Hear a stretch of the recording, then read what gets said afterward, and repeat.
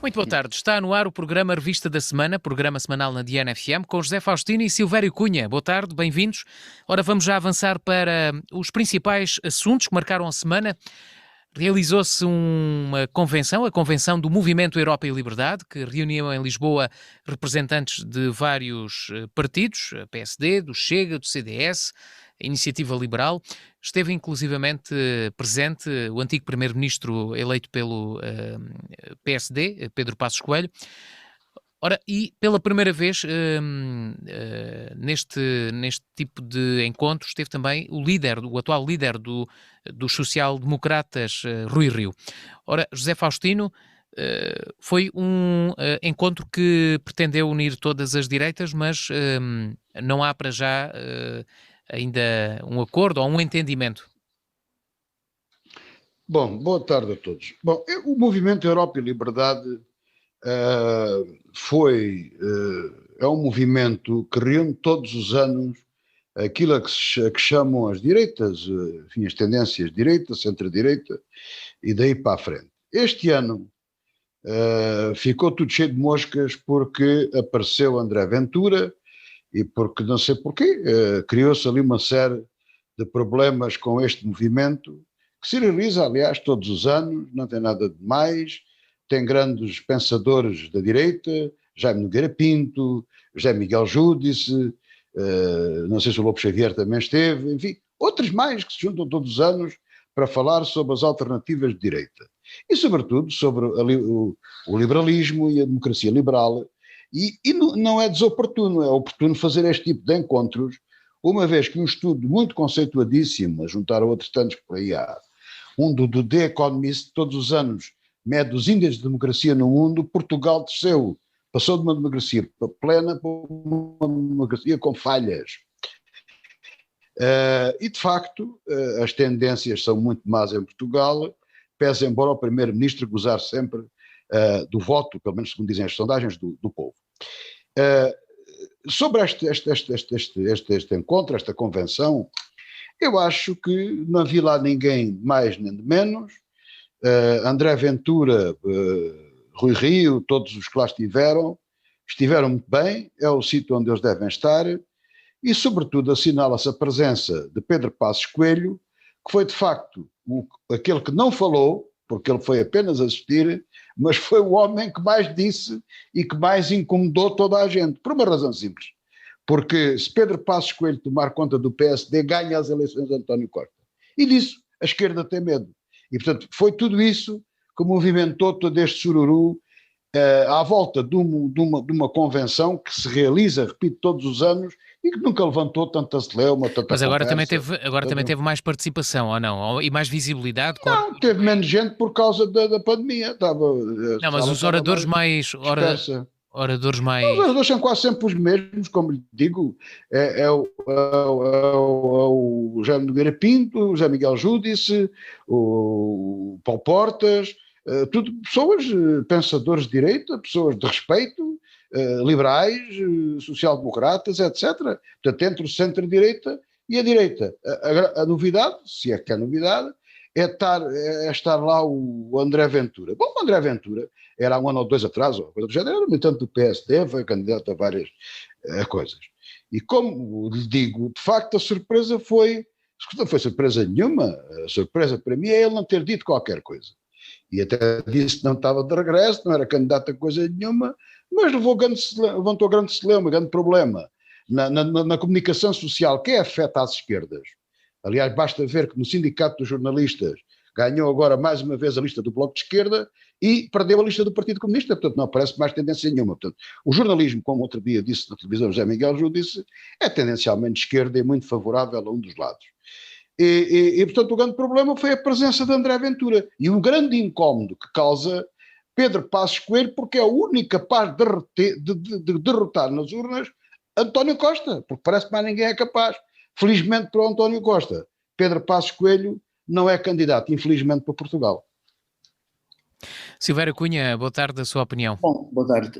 Bem, eu por acaso, eu ouvi parte, não pude ouvir tudo, porque enfim, não pode estar lá o dia todo a ouvir, nem em streaming, mas ouvi uma parte, devo dizer que Bom, vamos cá ver, das pessoas, enfim, significativas que pensam a coisa a sério, eu acho que havia ali duas pessoas que são importantes. Há uma pessoa que é da direita clara, até da extrema-direita mesmo, que é o professor Jaime Nogueira Pinto, que é uma pessoa que, devo dizer, tem uma grande cultura política e tem um pensamento político estruturado da sua maneira, e é uma pessoa que, quando se ouve, ele tem aliás um programa numa outra rádio, à noite, e eu às vezes ouço o podcast com o programa dele, e acho que é interessante ouvi-lo, até porque é um programa antagónico com um comunista, e acontece que, de facto, aí eu vejo que Jaime Nogueira Pinto sabe pensar a política.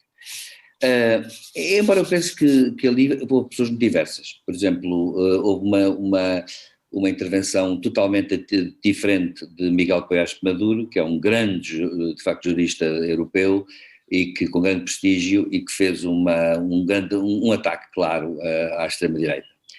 E, portanto, confessando-se, claro, como Rui Rio, do centro. Aliás, Rui Rio é que foi para mim, para a escolha, por acaso, para já, não me parece que seja, digamos, não tenha sido, não, para já não é muito importante por esta razão, porque ele foi dizer, no fundo, que não é candidato a nada agora, e até terá dito, segundo diz o Expresso, passa a publicidade, que os outros podem avançar. E, portanto, acontece que ele, para já, portanto, não está interessado, digamos, na liderança do PSD. Poderá até estar interessado numa candidatura presidencial, sabe-se lá. Agora, a questão é a seguinte, a mim pareceu-me claro que a intervenção mais atípica e até mais curiosa foi a de Rui Rio, porque o Rui Rio foi lá dizer precisamente uma coisa, é que não estava lá bem. Um paradoxo, eu falo dizer isso. O PS é um partido do centro, não um partido da direita, e, portanto, foi lá no fundo dizer que, pronto, tinha partidos, tinha lá gente de toda a espécie, tal, e acabou assim. Recordou o velho PSD, o velho PPD-PSD, mas a verdade é que a coisa ficou assim.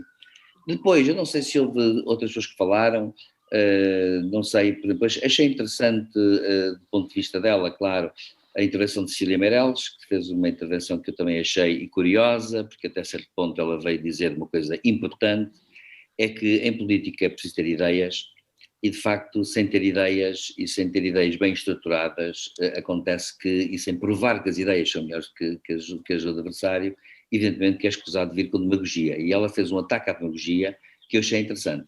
Já o caso de André Ventura, devo dizer que é claro que ele é um demagogo, obviamente, e está a milhas de distância de todos estes que eu agora aqui falei, incluindo Paulo Portas. E acontece que é um demagogo, ele vem falar ali estilo comício. Aliás, houve um incidente quando ele entrou, ele interrompeu a pessoa que estava a falar, houve pessoas que saíram da sala em sinal de protesto, que deve dizer-se, que ficaram muito incomodadas com ele, porque ele entra um bocado com, digamos assim, uma espécie de Estado-Maior, digamos assim, de comicieiro, portanto, que aliás é tipicamente populista, diga-se passagem. Portanto, é uma questão curiosa, porque de certa forma até se pode dizer que não sabemos se ele de facto devia estar naquele movimento, porque o populismo, se ele é populista, então também não está ali bem. Os populistas são uma coisa estranha, porque são uma coisa realmente complicada, não é? É como, aliás, nós devemos falar talvez nisso, é como Lukashenko, que se diz comunista, mas tem como seu grande amigo Putin, que é da extrema-direita. Portanto, acontece que é claramente a extrema-direita, ou da direita radical. Portanto, é claro que juntam-se, portanto, pessoas muito diferentes, que, digamos assim, e claro que houve ali também uma outra coisa importante, que foi a necessidade e com isto termino, que os setores à direita têm de conseguir digamos, quebrar a tentativa de quebrar a hegemonia do Partido Socialista.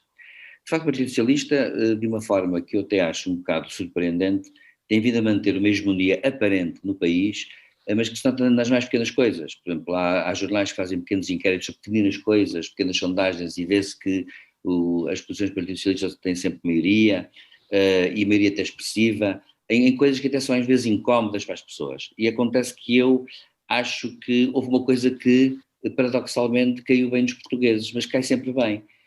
Nós somos um país assim, e temos um povo assim. É que António Costa percebeu que falar grosso e armar-se em duro rende votos.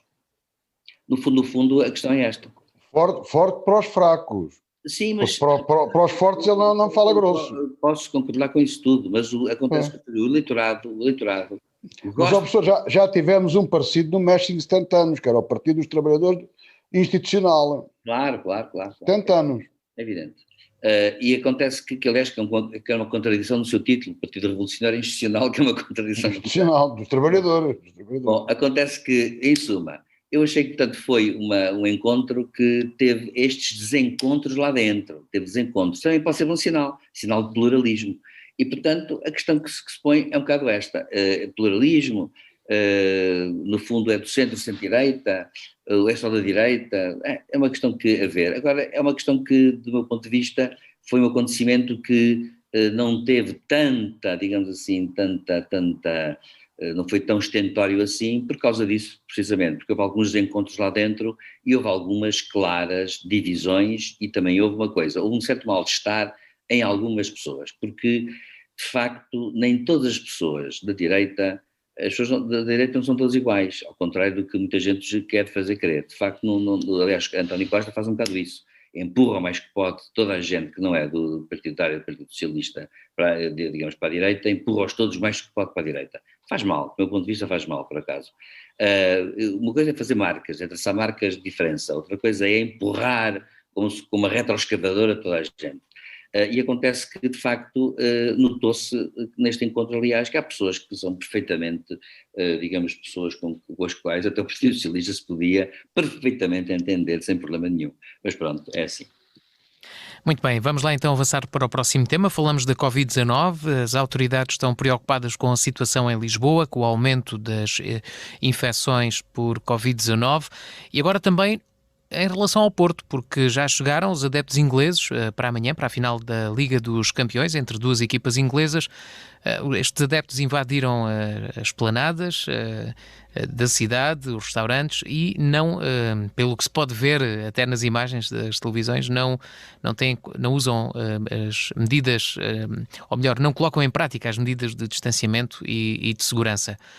O Governo, em relação a Lisboa, chegou a anunciar a aceleração da vacinação, mas depois corrigiu a informação. José Faustino.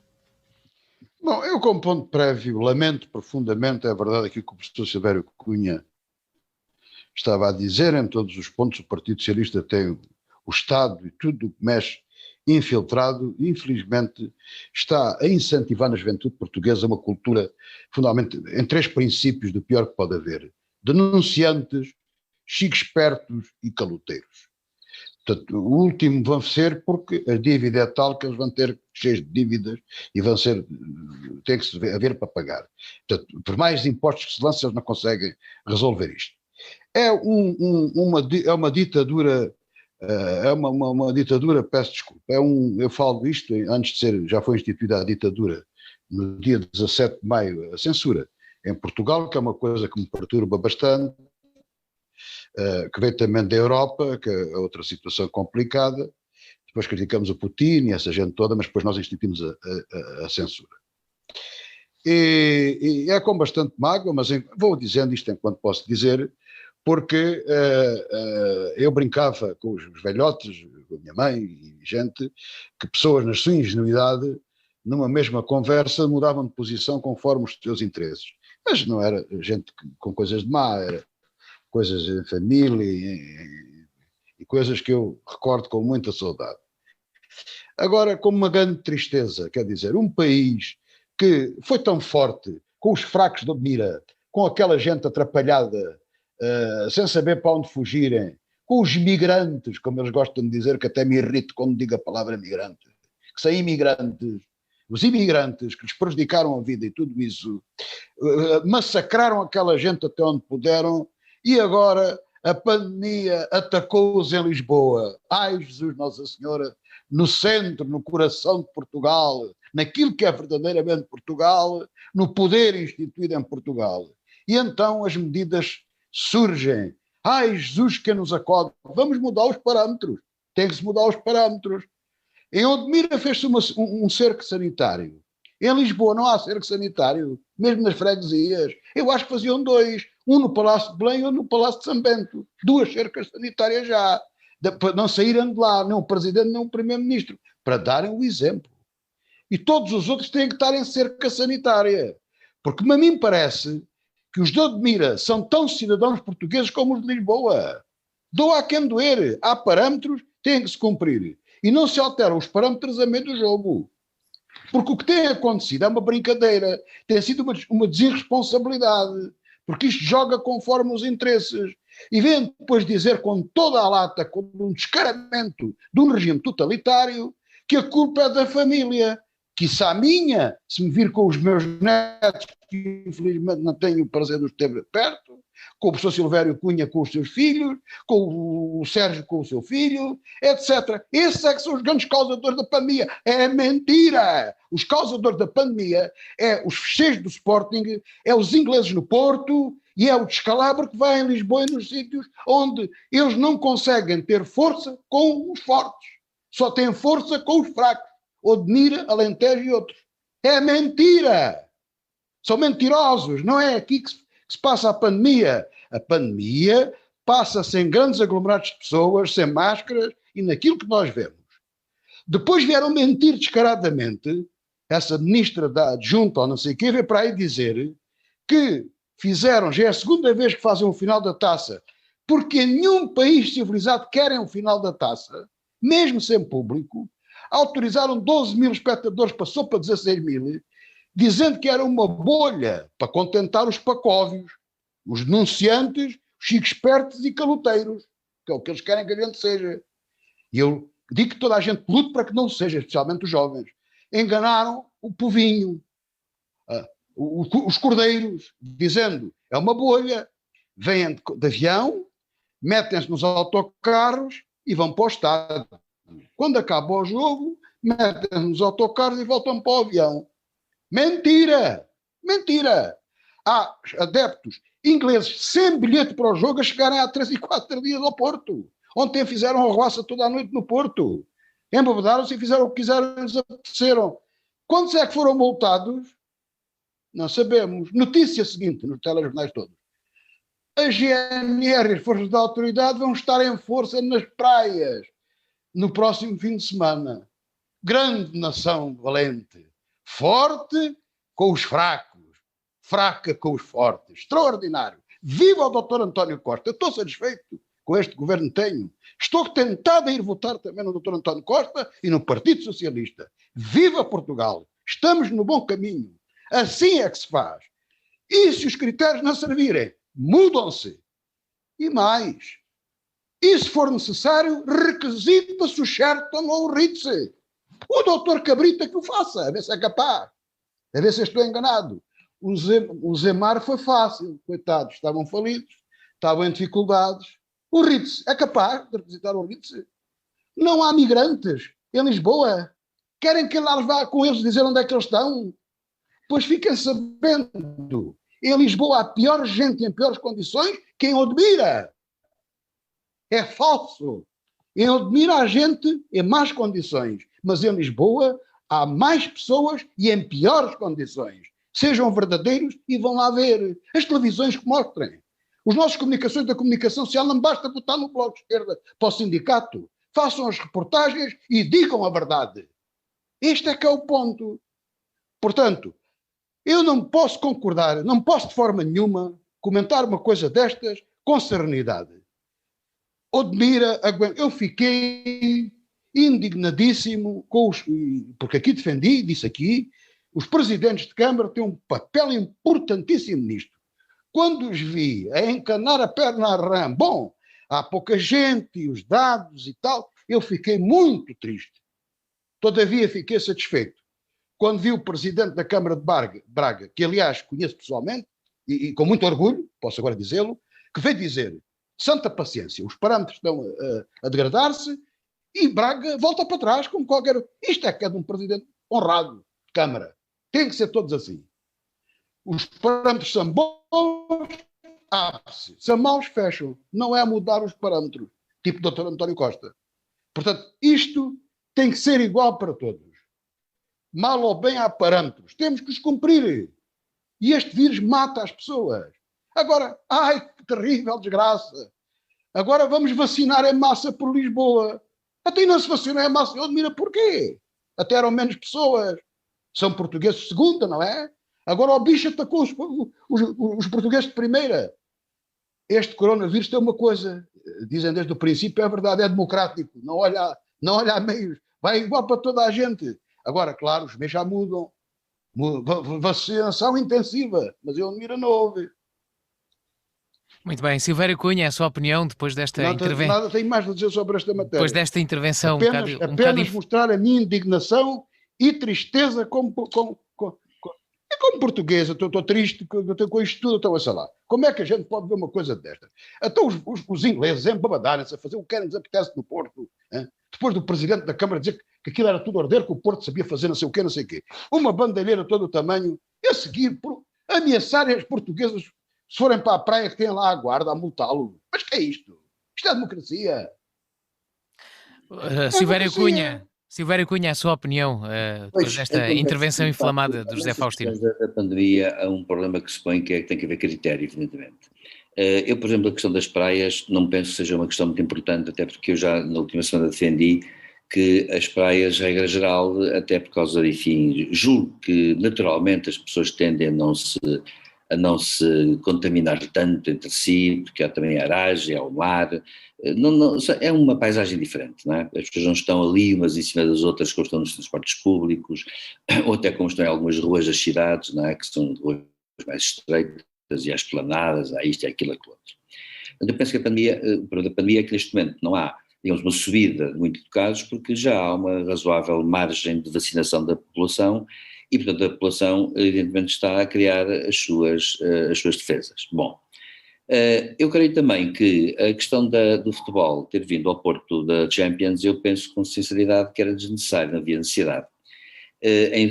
Toda a gente sabe que aqui falou também alto a questão do dinheiro, não é? Do turismo, fala-se sempre nisso, os empresários desta área também ficam sempre satisfeitos quando vem muita gente, os ingleses consomem muito a esse nível e, portanto, claro, consomem muito, mas vêm também contaminar. Não vamos esperar que os tifosi ingleses, os adeptos ingleses são conhecidos pela sua vivacidade e pelo seu entusiasmo, não vamos esperar que eles tenham cuidados, porque eles não têm cuidados em lado nenhum. Aliás, isso é uma coisa que o próprio governo inglês, enfim, já tem reconhecido muitas vezes, há uma grande parte do público inglês, sobretudo estes, que não tem cuidado nenhum. Portanto, eu julgo que a pandemia vai trazer no Porto uma subida de casos inevitável, como é evidente.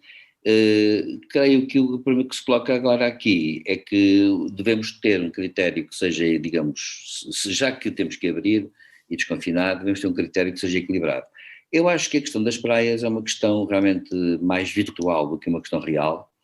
É uma questão que não tem por aí, não é por aí que tem uma grande importância. Mais importância tem, por exemplo, as ruas estreitas em que estão esplanadas muito estreitinhas, com pessoas a ocupá-las e mais umas em cima das outras, e até inclusivamente aqui nas cidades, estou farto de ver aqui gente nos bares e por aí, até aqui estou a ver, farto de ver gente sem máscara, vamos a falar com os outros animadamente. A verdade é esta, o desconfinamento trazia forçosamente estas sequelas.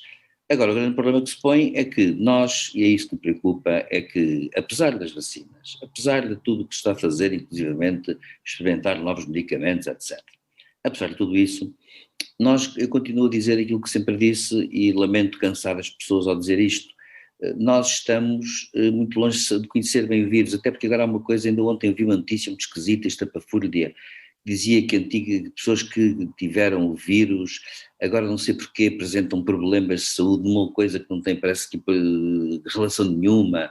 Eu sinceramente até nem pude ver a notícia completamente bem, porque a verdade é esta, é uma doença nova e nós não conhecemos bem a doença, e portanto fiar-nos para já nas vacinas e nessas coisas não é suficiente. Portanto, continuamos a ter que ter muita precaução. Eu continuo a ter muitas precauções e vejo, mas também vejo aqui no interior, que há muita gente que não tem precauções nenhumas e, portanto, continua a ter sem precauções nenhumas. Portanto, eu creio que vivemos um público que está convencido, também eu julgo que o governo convenceu-se do inevitável, isto é, o público desconfinou e se sente psicologicamente desconfinou, agora não vai obedecer a normas que queiram confinar, não vai ser, só se tivesse agora um número exponencial de casos com muitas mortes associadas, que também não é o caso, e portanto eu julgo que o que vai acontecer é isto, o que vai acontecer é que o jogo da pandemia com os jogos vão subir mais alguns casos, esperemos é que de facto não sejam graves e que efetivamente haja uma resposta eficaz para eles. Os autarcas e os empresários fazem o que podem, nunca podem negar-se, digamos assim, estão sempre dentro da espada e a parede nestes casos, e estes casos são escolhas dilemáticas, isto é, nenhuma solução é uma boa solução, porque nenhuma solução só traz vantagens, todas trazem inconvenientes, esse é o problema que nós temos aqui. Por isso eu encaro com preocupação e acho que devíamos continuar a ter grandes precauções, mas penso que a opinião pública já afastou isso, bastou que haja 0 mortos ou um óbito aqui e ali, para que efetivamente as pessoas pensem que já passou, estão enganadas, não passou, vai haver evoluções, felizmente que até agora as vacinas estão a ser eficazes contra todas as variantes, ao contrário do que se temia, mas a verdade é esta, vem agora uma nova vacina da Sanofi, dizem que mais aperfeiçoada até, mas acontece que a verdade é esta, é que as precauções devem manter-se e continuar. Muito bem, vamos avançar para o próximo tema. Olhamos para a Carta Portuguesa de Direitos Humanos na era digital, que foi aprovada, aliás, foi promulgada pelo Presidente da República e que vai ser publicada dentro de pouco mais de um mês. José Faustino. Já foi publicada. Saiu em Diário da República 17 de maio de 2021. Portanto, isto é... Mas entra em vigor dentro de pouco mais de um mês. Sim, 60 dias após a publicação. Portanto, isto é a instituição da censura em Portugal. Claro, sem dúvida absolutamente nenhuma, portanto, ela vinha da Europa, à pala das redes sociais e daquilo que se fala na internet, que eu tenho sido um crítico em vários sítios, em várias sedes, uma delas aqui neste programa, mas que prefiro as redes sociais com as suas mentiras do que a censura. E pior que a censura, eu lembro-me, já tinha consciência, já andava aí por esse mundo do que era a ditadura e do que era a censura e tudo isso. Fazia com alguma rapaziada, participava. Eu não era talvez o principal animador de teatros, umas récitas na escola onde andava, já muito avançadas para a época, e lembro-me que nunca tivemos grandes problemas com a censura, de facto era preciso submeter os textos à censura, as peças de teatro eram aquelas que sabíamos que estavam aprovadas, e não houve grandes problemas com a censura. E não houve problemas com a censura porquê? Estou a falar dos anos 70, do século passado. Não houve por uma razão muito simples, porque nós autocensurávamos-nos, porque não pensem que estava um coronel, esta conversa dos coronéis, eram os coronéis formados que faziam este serviço de censura e usavam um lápis azul para cortar e dizer este não pode ser publicado. Os jornais, as rádios e tudo mais, em grandes sítios, nem era preciso ir lá nenhum coronel, nem coisa nenhuma, porque as próprias pessoas sabiam aquilo que podiam dizer e aquilo que não podiam dizer. E, portanto, autocensurava-se. E, para mim, essa é a pior censura que pode haver, é levar as pessoas à autocensura. Pior do que isso, só mesmo cortar-nos a liberdade de pensamento. Porque, como pensamos, ninguém sabe o que é que estamos a pensar. Pois o totalitarismo chegou ao ponto de refinar a opressão de tal ordem que até ao nível do pensamento oprime. E aqui é o mesmo. Portanto, a censura, à parte daquela que se faz diretamente com o lápis azul, é aquela que nos assusta e que nos põe medo e que não fazemos, autocensuramos-nos. E isso foi publicado no dia 17 de maio em Portugal. Foi instituído em Portugal, depois de 40 e tal anos de democracia, uma lei que institui a censura em Portugal. O seu artigo 6º diz assim: o Estado assegura o cumprimento em Portugal do Plano Europeu da Ação contra a Desinformação, por forma a proteger a sociedade contra pessoas singulares ou coletivas, de jure ou de facto, que produzam, reproduzam ou difundam narrativas consideradas desinformação nos termos do número seguinte. Isto é já o suficiente.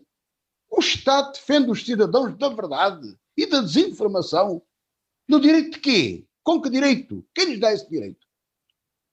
Pode aconselhar, pode criar comissões democraticamente legítimas que possam averiguar disso e impedir que as pessoas se exprimam. Isso é censura.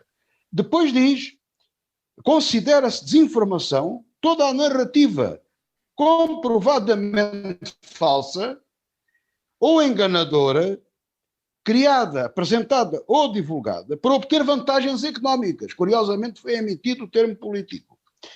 Ou para enganar deliberadamente o público, Aqui assenta logo metade da publicidade, se calhar passa a ser proibida. E que sejam suscetíveis de causar prejuízo ao público, nomeadamente ameaças aos processos políticos democráticos, aos processos de evolução política e políticas de bens públicos. Salazar dizia, tudo pela nação, nada contra a nação. É a mesma coisa. E depois extraordinário, que é o incentivo à delação, à denúncia, que é o número 5 deste artigo 6º da lei, desta famigerada lei, deixa lá ver se eu não me perco, isto é bom as pessoas saberem, desta lei que institui a censura em Portugal, a 27/2021, aprovada pela Assembleia da República e promulgada pelo Sr. Presidente da República. Diz assim no seu número 5, todos têm o direito de apresentar e ver apreciadas pela entidade reguladora para a comunicação social queixas, vá lá, não é denúncias, contra as entidades que praticam os atos previstos na lei, nesta lei. Portanto, toda a mentira que for detectada, por exemplo, eu dizer, Dr. António Costa é mentiroso politicamente, isto é contra a nação. Qualquer cidadão se pode queixar de mim à ERC e eu estou com a justiça à perna. Porventura serei preso para a nova PIDE, que deve sair para julho ou julho a instituição de Direção-Geral de Segurança. Deve ser o que está a faltar. Eu espero que a ERC não aceite esta sua responsabilidade. A ERC já tem muitos poderes. Não é legítimo ter tantos poderes como tem no regime democrático. Eu espero bem que a entidade reguladora, que é constituída por pessoas de bem, que eu conheço alguma delas, que se recusem a prestar este mau serviço à pátria e à nação e a Portugal. Porque não devem querer ser eles os novos censores do lápis azul em Portugal. Eu protesto aqui, veementemente, como cidadão, como jornalista e como português, contra a instituição desta lei. E peço aqui, com a força que é pouca que isto tem, e chamo a atenção de todos os ouvintes, para que se imediatamente requeira a revogação imediata desta lei. Isto é mais que salazarismo, isto é fascismo, é censura, abaixo a censura, viva Portugal. Não posso pactuar com este tipo de coisa. Isto tem que ser revogado imediatamente. Silvério Cunha. Senão estamos a viver num regime fascista. Silvério Cunha, sua opinião, preocupa-o? Acontece que este tipo de leis tem um inconveniente, claro, todas as leis que têm conceitos indeterminados são leis que têm uma elasticidade muito grande para ser utilizada de muita forma. Por exemplo, sempre foram proibidos todos os atos, jurídicos ou não, contrários à ordem pública e bons costumes. Então a gente sabe que isso varia conforme as épocas, mas já no século XIX havia este conceito de ordem pública e bons costumes. Portanto, é evidente que os conceitos indeterminados servem apenas para casos de exceção e nunca para casos, portanto, regulares. E agora, qual é o grande problema destas leis? Eu penso que neste momento o problema que as redes sociais, as tecnologias de informação colocaram grandes problemas às sociedades complexas porque são problemas com que elas não sabem ainda lidar. Esse é um grande problema, de facto, que se coloca. É permitido, por exemplo, as redes sociais são privadas, andam a fazer autênticos atos de censura sobre as pessoas que as utilizam. E inclusivamente fechando contas de políticos que, por exemplo, não nos agradam, coisas do género, ou acham que infringem uns códigos quaisquer, coisas desse tipo. Eu até conheço algumas pessoas, eu por acaso nunca tive assim problema nenhum, mas acontece que conheço algumas pessoas que tiveram problemas perfeitamente, foram riscados do mapa, etc. Portanto, contas suspensas, neste momento isso acontece um pouco por todo lado e levanta-se um problema. Qual é o problema? O problema é este, é que as redes sociais, nós esquecemos que as redes sociais de facto são privadas, não são públicas e portanto têm um grau apreciável de ação a esse nível. Claro que é evidente que por serem também privadas, não serem públicas, uma de duas, ou elas entram num sistema de esfera pública, onde tem princípios, a esfera pública no fundo explodiu, foi o que aconteceu, implodiu ou explodiu, como queiramos, foi esmagada, a esfera pública democrática foi esmagada, digamos assim, esse grande ideal iluminista que no século XIX começou, foi esmagado progressivamente ao longo do tempo, por várias razões e que agora aqui não se pode abordar. Agora, há uma coisa que eu penso que, eu não sou tão radical como o José Faustino, mas há uma coisa que o José Faustino tem razão num ponto, a meu ver, fulcral, que é importante notar, que é o seguinte: estas leis têm que ser usadas a existirem, isto é preferível, digamos assim, que haja uma capacidade e o público se autoilustrar e saber aquilo que deve consumir, do que, digamos assim, haver alguém encarregado de moralizar e vigiar a nossa vida. E isso é intolerável, porque isso entra na esfera da liberdade individual e, no fundo, da liberdade da própria sociedade, no seu conjunto. E por isso é que eu acho que, efetivamente, este tipo de leis são leis perigosas. São leis perigosas, por uma razão.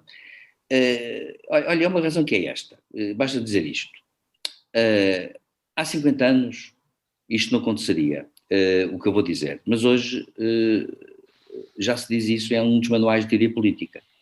Por exemplo, um ditador que subisse ao poder não precisava de leis novas para ser ditador, porque já as têm na mão. Elas já existem. É só questão de as usar conforme as suas conveniências. Esse é que é o problema. Aliás, a democracia liberal, precisamente, a vantagem que a democracia liberal e a qualidade que ela tem é essa, é não querer permitir que isso possa acontecer em caso algum. Porquê? Porque, por exemplo, qualquer ditador pode utilizar uma lei hoje existente a seu favor. Aliás, nós temos um exemplo disso na União Europeia, que foi um exemplo curioso. Até as leis do Covid até o Covid foi aproveitado para isso. Por exemplo, Viktor Orbán, na Hungria, usou as leis do Covid para legislar à margem do Parlamento, ignorando por completo os poderes do Parlamento segundo a Constituição, portanto, infringindo a Constituição, invocando o quê? O estado de exceção, o estado de necessidade do Covid. Ora bem, nós temos de ter cuidado com isto. E como eu também sou adepto de que mais vale um culpado na rua do que um inocente na cadeia, acho que as leis devem ser leis escassas, ponderadas, e devem ser leis que nunca fecham, devem ser leis que devem abrir. E penso, portanto, que o grande problema que se coloca aqui com esta lei é que efetivamente é uma lei que tende a quê? Até inclusivamente a ser mal utilizada pelos micropoderes. Muitas vezes não são os macropoderes os piores são os micropoderes. E acontece que depois vamos ter uma data de problemas com isto. Eu não sei se a lei, enfim, será sujeita, o Sr. Presidente da República promulgou, não sei se a lei será sujeita à fiscalização ou não do Tribunal Constitucional, se haverá algum pedido nesse sentido, mas a verdade é esta, é que, efetivamente, as leis que estabelecem sempre a possibilidade, um horizonte de possibilidade de, digamos assim, fechar, digamos, a esfera de liberdade da sociedade, são leis que mostram duas coisas. Primeiro, mostram ser um perigo, porque podem ser utilizadas a título sistemático. Embora possamos admitir que quem as emitiu possa ter emitido com as melhores intenções. Segundo, mostram também uma coisa, mostram que a sociedade está em crise. Porque mostram que a sociedade, no fundo, não tem parâmetros para medir exatamente o que está a acontecer. Não tem parâmetros. Hoje as pessoas não têm parâmetros. As pessoas hoje acreditam naquilo que lhes for dito. E acreditam de qualquer maneira. E acreditam sem fundamento. Portanto, acontece que hoje, de facto, há um problema que é como é que as sociedades vão habituar-se a tratar com as redes sociais e com as novas tecnologias. E isso vai demorar tempo. Não creio que estas leis mais draconianas venham ajudar. Porquê? Porque acho também que mais valia haver pedagogia, mais valia a pena haver, por exemplo, um conselho, uma comissão que, por exemplo, pudesse democraticamente, com pluralismo, aconselhar as pessoas, indicar-lhes onde é que estão erros, onde é que não estão, mas eu sou de facto contra o princípio da repressão. O princípio da repressão nunca acaba bem, acaba sempre mal. E o pior é que quando se abre-lhe a porta, depois é um problema fechá-la.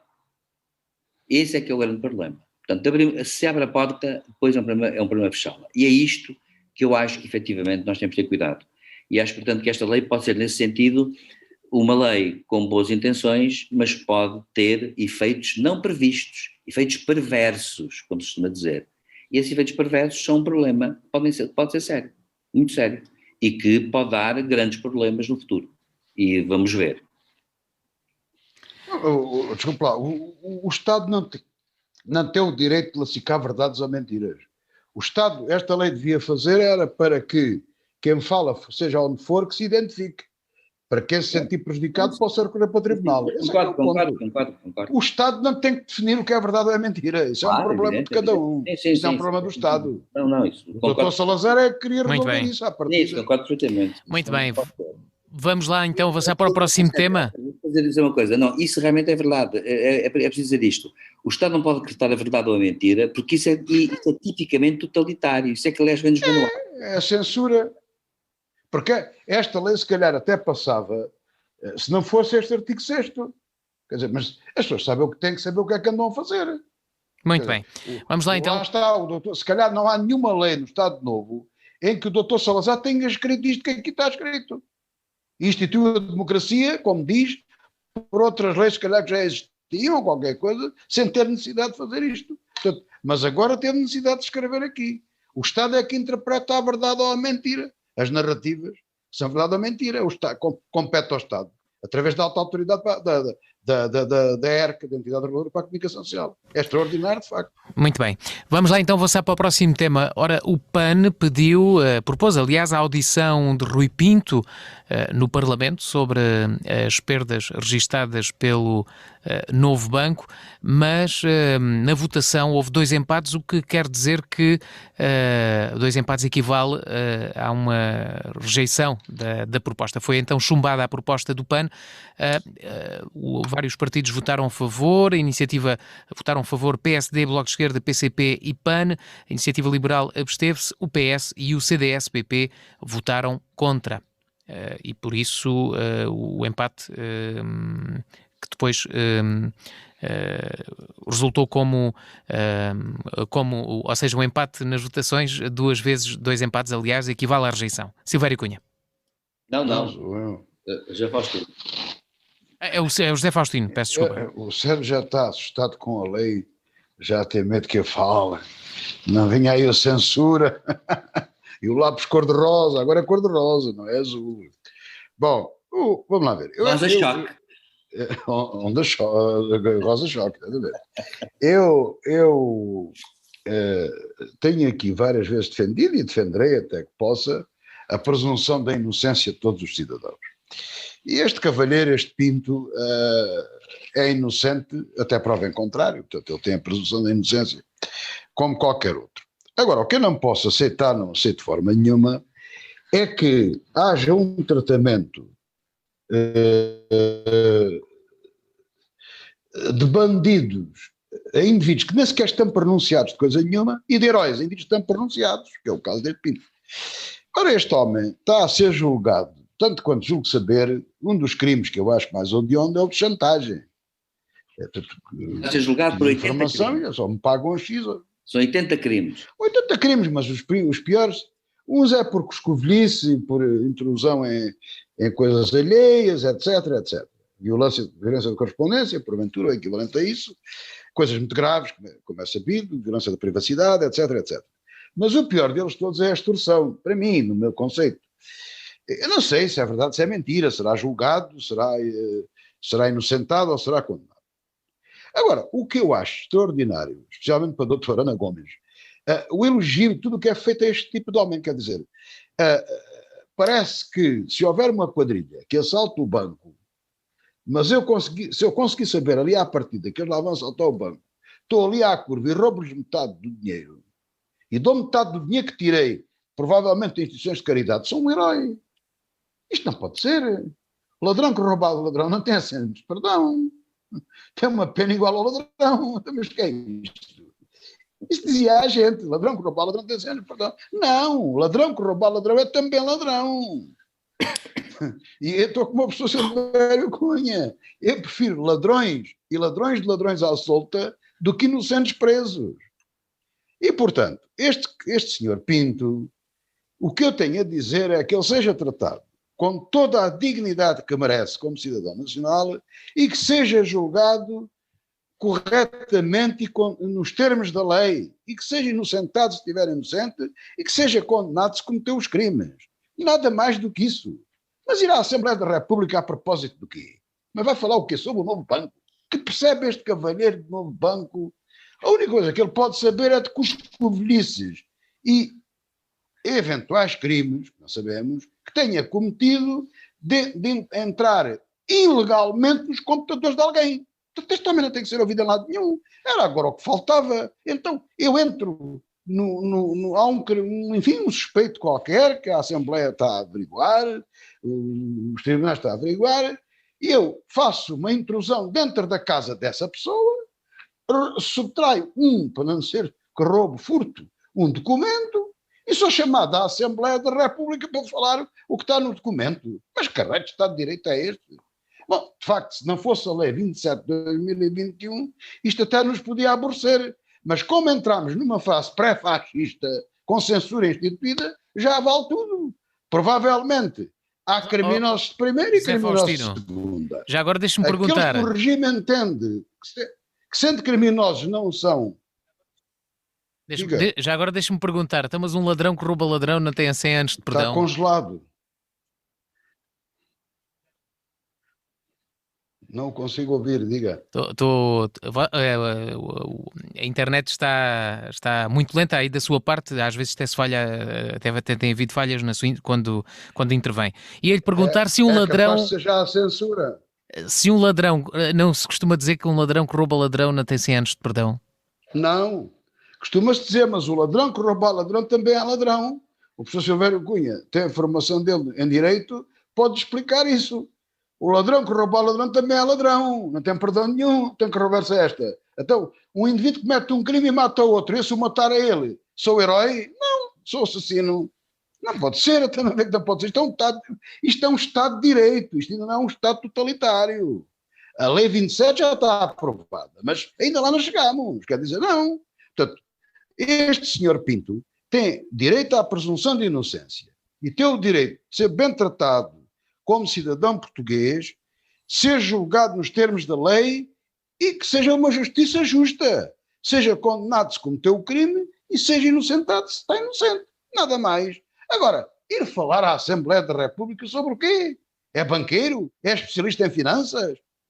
Não estou a ver. A única coisa que ele pode saber é do eventual... do eventual crime de intrusão dentro do que é alheio. Mas isso serve para uma coisa no inquérito. As provas obtidas ilegalmente não têm validade, tanto quanto eu julgo saber. Depois da Lei 27 já não sei nada. O que é mentira passa a ser verdade, o que é verdade é mentira. Porquê? Porque quem passa a definir o que é verdade e mentira é o Big Brother, portanto é o grande irmão do Estado. Diz se é verdade ou se é mentira. Silvério Cunha. Penso eu que estou a dizer aquilo que é verdade, mas só a melhor opinião.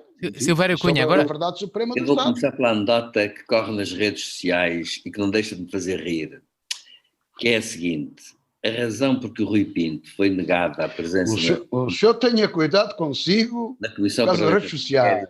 A razão por que ele foi negada a sua presença é que, como os outros que lá foram disseram que nada sabiam, havia o perigo aqui deste destoar e lembrar-se de tudo, e saber tudo. Enquanto que os outros dizem que não se lembram, o risco do Rui Pinto era o Rui Pinto lembrar-se. Esta andada está muito boa, independentemente de ela ser verdadeira ou não. Bom, agora a questão que se põe é assim, eu vejo a questão de maneira que é um bocado diferente do José Faustino. Primeiro, eu acho que ele tem a presunção de inocência. Portanto, a Comissão Parlamentar pode, se quiser, chamá-lo. Não quis, pronto, não quis porque empataram. Aliás, acho que a iniciativa liberal abster-se é uma coisa sem pés nem cabeça, porque devia votar contra ou a favor e ponto final. Bom, mas a verdade é esta. O que é que esteve errado no procedimento? O que esteve errado no procedimento foi que os deputados do PS e os deputados do CDS, nomeadamente a deputada... Mas, professor Silvério Cunha, talvez para meu esclarecimento e principalmente para os nossos queridos ouvintes, sim, o que é que o homem era suposto lá ir dizer ou fazer? Não, ele vinha acrescentar o quê? Não, a Comissão Parlamentar de Inquérito pode chamar quem quiser. Está bem, mas não sei sim, nada. O doutor Armando Vara já lá foi e está preso. Pronto, agora a questão é esta. Eu pergunto é se o professor sabe. Não sei. Não fazer. Nada, os deputados são livres. Os deputados são livres de chamar quem querem. Quem quiserem. Agora, o problema que se põe é assim, o que eu não posso admitir é que deputados do Partido Socialista e do CDS, nomeadamente foi a deputada Cília Meireles, que é uma deputada considerada, tenham feito, inclusivamente, afirmações, de que ele não podia ser ouvido porque era um ladrão, porque era um criminoso, para aqui e para lá. Isso é inadmissível. E isso é que, aliás, ele reagiu, ele pode reagir no Twitter, não é, acho eu, ou no Facebook, ele reagiu com razão. Uma pessoa que ainda não foi julgada não pode ser proibida por ser, à partida, considerada criminosa. Isso é retirar-lhe o direito todo, isto é, aqueles deputados, aquela Comissão Parlamentar de Inquérito, com as abstenções consecutivas, considerou, afinal de contas, já fez um julgamento popular, no fundo foi equivalente a um julgamento popular. E isso não é que não se admite. Não se admite. Por acaso eu acho que isso é uma coisa que não tem sentido nenhum. Eu defendo as comissões parlamentares de inquérito e até acho uma coisa, eles deviam ter poderes judiciais como nos Estados Unidos. Porque nessa altura, claro, toda essa gente que não se lembra de nada já tinha ido de cana. Agora acontece que o Rui Pinto, a Comissão Parlamentar de Inquérito, pode ouvir quem quer. Agora o grande problema que se põe pode ouvir quem quer, evidentemente pode sair dali nada. E, portanto, se não sair nada, quem fica mal são os deputados. Agora, à partida, preventivamente, houve 8 deputados contra 8, e uma abstenção, não é? Pelos vistos, que resolveram invocar no argumentário que foi público, invocaram que ele era um criminoso. E isto eu não posso admitir a um deputado da nação. Muito sinceramente não posso. Os nossos deputados, que são deputados da nação, não são juízes e não podem fazer julgamentos populares. Neste caso, julgamentos parlamentares. Portanto, acontece que isto é que esteve errado. Agora, o Rui Pinto, não sei, eu sinceramente, assim, ele está acusado de 80 crimes. Não sei se são 80, são 70, são 50, são 30, basta um. E, portanto, acontece o seguinte, ele está acusado, deve ser julgado, deve ser punido conforme a lei. Claro que está a acontecer uma coisa, é que o Rui Pinto, usando o sistema, a justiça europeia agora está a usar muito o sistema americano, que é o juízo de oportunidade em vez do juízo de legalidade. Ele está a colaborar com as autoridades e, portanto, vai ter muitas atenuantes. E se fosse nos Estados Unidos, já estava nos quadros do FBI, porque ele é um gênio informático. Aliás, já aconteceu na América isso. Na América já aconteceu, o FBI recrutou para os seus quadros. Sim, mas professor, suponho que não tem nada a ver com. É outra gente muito acima disto. Não, ele parece que sabe umas coisas. Agora, seja como for, conseguiu ter na mão alguma coisa. E como nós andamos com o juízo de oportunidade agora, a americana, acontece que a lógica leva-nos... Não andamos.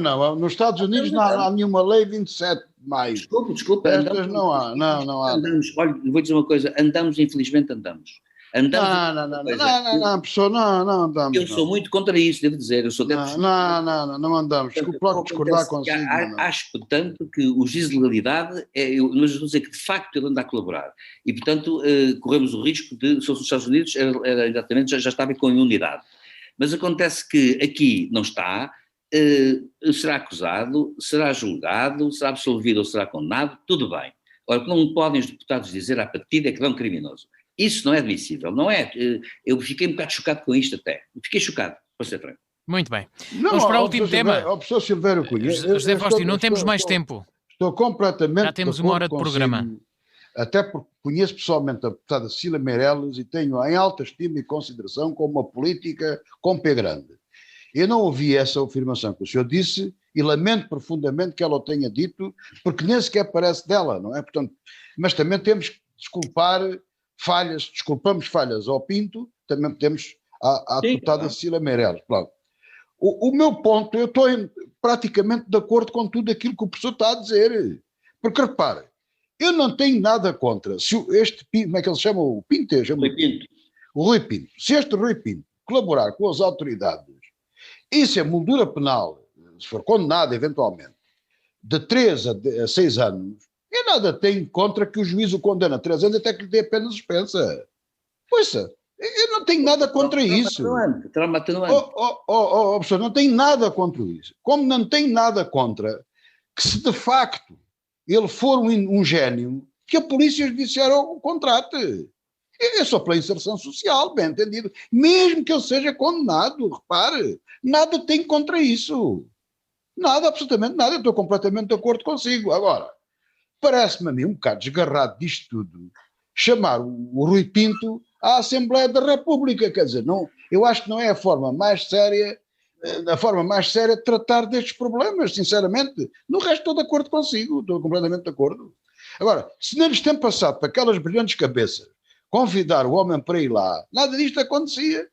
Mas já aqui falámos também sobre a qualidade e sobre a oportunidade das comissões parlamentares, né? Falámos disso. Verdade. O quê? Agora, o nosso amigo Sérgio está ali com outra com outra missão, e eu faço aqui o ponto a seguir. É o desvio do avião da NATO, e eu começo já a falar sobre isto, que é o seguinte. Eu penso que já foi dito, e não há outra forma de classificar este ato como um ato de pirataria, um terrorismo de Estado. Portanto, não há, isto aqui, para mim não subsiste qualquer tipo de dúvida. Apesar de tudo... Muito bem, temos de avançar, José Faustino. Já estou no tema. Eu já introduzi o tema do desvio do avião. Muito bem, exatamente, era esse. Esse é que é o problema, isto a gente aqui está, isto é errado em direto e dinâmica. Bom, há aqui uma coisa que eu quero dizer, que me desculpem, não é para me defender. Às vezes eu sei, o Sérgio já me chamou a atenção, que o nosso amigo comum oportunamente disse o Faustino, às vezes até tem razão, ou muitas vezes tem razão, mas é a maneira, indigna-se muito e tal. Pois indigno, é a minha maneira de ser, não sou falso, não sou hipócrita. Mas é estas minhas atitudes que eu chamo a atenção com veemência, porque acredito que elas são graves como esta lei 27 de 2021, que me deixa congelado. Como é que este rapaz e a namorada se metem num avião que vai passar para o espaço territorial, para o espaço aéreo da Bielorrússia? Quer dizer, até se tivesse problemas com a Espanha, há uma vez ia daqui para a França, passando para o espaço aéreo espanhol. Mas é que nem pensar nisso. Eu parto do princípio que este programa está a ser gravado para espionagem, que antes da censura, que já estão a ouvir o que eu disse, antes do 25 de Abril, desde o tempo do fascismo, que eu me habituei as conversas por telefones e estas coisas com telecomunicações que não são seguras. Eu não faço estas coisas da minha vida no telefone. Portanto, como é que estes dois jovens, santo Deus, se metem num avião, é certo, um avião irlandês, mas que vai passar por espaço aéreo do país onde ele é? Isto não cabe na cabeça de ninguém. Portanto, e fica aqui o meu apelo, especialmente à juventude e a pessoal muito inocente. Esta gente não anda a brincar. O doutor António Costa, o húngaro, o Putin, essas não brincam em serviço. Não se enganem, não se deixem enganar. E o primeiro-ministro espanhol também não. Ninguém anda a brincar em serviço. Se alguém tem problemas e é perseguido nos seus países, não voem no espaço aéreo deles. Porque isto pode desacontecer. Mais, não tem qualquer defesa de espécie nenhuma. Porque a NATO, agora o que é que acontece? Despenteia um ditador lá da Bielorrússia, que já está em alinhamento com o Putin, outro ditador, como sabemos, aliás, democracias informais, os tais estados que o Economist fala como regimes híbridos ou autoritários, ou democracias não funcionais, ou qualquer outra coisa. Seja lá aquilo que quiserem.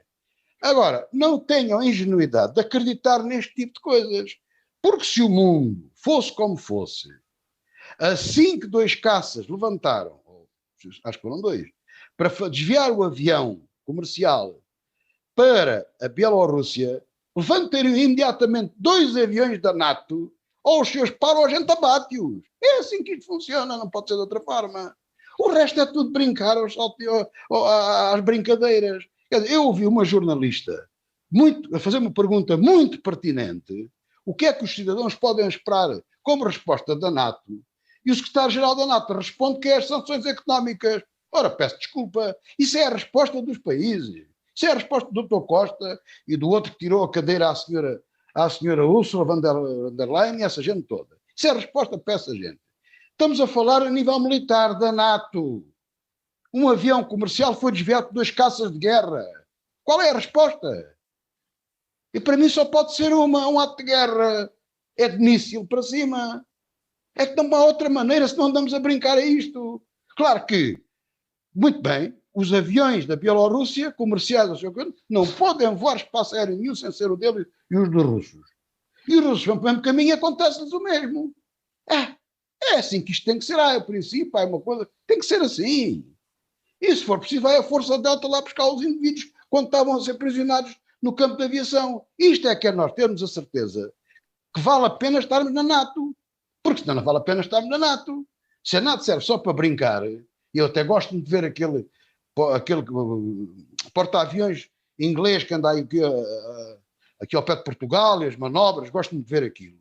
Aquilo é muito bonito, mas aquilo tem que servir para dizer ao senhor da Bielorrússia: o senhor está lixado, porque se levanta caças a gente abate-o. Não, mas é que não há dúvida nenhuma. O senhor desviou um avião comercial europeu. E esse avião não pode ser desviado, é um problema muito grande. E isso a NATO, infelizmente, não é capaz de responder. E, porventura, os nossos queridos cidadãos do politicamente correto queriam tal resposta. Aliás, devem estar todos arrepiadinhos daquilo que eu estou a dizer. Claro, se lhes tocasse a eles, e se alguém os quisesse raptar para qualquer lado, não é? Eles achariam que eu tinha razão. Agora, pela vossa santa saúde, não têm problemas com países, sejam os quais forem, não se metam em aviões que passem lá por cima. Vão de lado, vão de automóvel, vão de qualquer lado. Esta gente não brinca em serviço. É que, infelizmente, as pessoas pensam que isto é tudo Temos de terminar, José Faustino. Mas isto Temos não é de uma terminar. brincadeira. Isto é um caso muito sério e, infelizmente, há muito mais regimes totalitários, autocráticos em vigor e no poder do que aquilo que nós pensamos. Muito bem. Silvério Cunha. Eu muito brevemente vou dizer o seguinte: eu acho que de facto o Lukashenko com esta atitude passou uma marca muito importante. De facto isto vai ter repercussões bem mais tardias, a meu ver. Aliás, ouvi uma notícia, que não sei se é verdadeira, de que a Rússia, como se pôs do lado logo da Bielorrússia, hoje terá proibido voos que estavam previstos passar pela Bielorrússia e que não vão passar pela Bielorrússia como represália, e portanto Moscou também não quer, faz agora isso, faz esta birra. É interessante ver Lukashenko, no fundo Lukashenko é um antigo líder comunista que na verdade hoje é amigo de pessoas que estão do outro espectro, do outro lado, que é Putin, que é o seu grande aliado e que está do outro lado, ou seja, são pessoas que na verdade não têm convicções. Mas o Putin também é comunista, professor. Não é não, é da direita muito clara. Agora, penso o seguinte, eu acho outra coisa, eu acho é que eles antes de ideologia têm outra coisa, é o poder pelo poder. São pessoas que querem poder pelo poder. E, portanto, estão dispostas a tudo desde que lhes deem poder. Mas desse mal também a gente cá tem gente que sofre dele. Sem dúvida. Agora, lá o problema é este, o Putin já assinou o decreto que permite que ele esteja até 2036, estão a ver, coisa mais autoritária que esta não há. Bom, 36 é uma coisa, ele deve ter ele que é 90 e tal anos, penso eu, uma coisa, bom, agora a questão é assim, vamos ver realmente qual vai ser se a capacidade das sanções e sobretudo a proibição dos voos vai dar resultado. Eu receio que não dê, muito francamente. Porque foi um jornalista bielorrusso, um jovem de 26 anos, foi um jovem que era um blogger. Isto é uma coisa um bocado esquisita porque Lukashenko está a fazer isto por peanuts, no fundo, está a fazer isto com um opositor que não tem grande importância num certo sentido. Portanto, o que eu acho que foi uma atitude claramente perentória de uma pessoa que tem poder pelo poder e ultrapassa com isso marcas que ele próprio estrategicamente não devia passar e ultrapassou, e ao fazê-lo ele esquece de que realmente da própria realidade. É típico das pessoas que têm poder que usam o poder pelo poder, porque num dado momento eles esquecem-se da realidade, então julgam que tudo é importante para eles, e quando tudo é importante para eles isto acaba por acabar mal, porque um destes dias vai haver um problema qualquer, mais grave ainda, porque ele de facto atreveu-se a fazer uma coisa muito grave, por uma razão, por um resultado que provavelmente é mínimo. O problema é que o método utilizado foi gravíssimo, porque fez isto com um avião, de facto, que era estrangeiro e que, à partida, não respeitou o direito internacional, como é evidente. E é isso, mais nada. Vamos fechar o programa desta semana, que já vai longo. Muito obrigado mais uma vez. Fizemos o programa à distância devido à pandemia da Covid-19. Ficamos por aqui, regressamos 2 a 8 dias. Boa tarde, bom fim de semana.